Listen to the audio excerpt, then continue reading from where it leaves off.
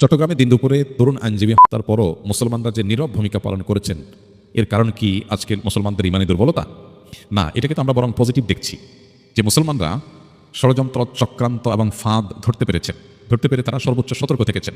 আবারও এদেশের মুসলমানরা সাম্প্রদায়িক সম্প্রীতি বলি, ধর্মীয় উস্কানিমূলক বিষয়ে ফাঁদে পা না দেওয়ার কথা বলি, এ সমস্ত ক্ষেত্রে এদেশের মুসলমানরা আবারও পরীক্ষায় উত্তীর্ণ হয়েছে।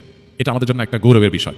পৃথিবীর অনেক তথাকথিত উন্নত দেশ আছে, অনেক সমাজ আছে, যাদের চাইতে আমাদের দেশের মানুষজন অন্য ধর্মাবলম্বীদের ধর্মীয় বিষয়ে অতিরিক্ত সহনশীল এবং বিশেষ সংবেদনশীল বিষয়গুলোতে তারা অত্যন্ত যত্নশীল এবং অত্যন্ত সংযমী। এটা আবারও প্রমাণিত হয়েছে। আমাদের পার্শ্ববর্তী দেশ থেকে তারা সংখ্যালঘু নিয়ে আমাদেরকে বারবার সতর্ক করে। তাদের দেশের চাইতে আমাদের দেশের সংখ্যালঘুরা বহুগুণ ভালো আছে, এটা আমাদের গর্বের বিষয়।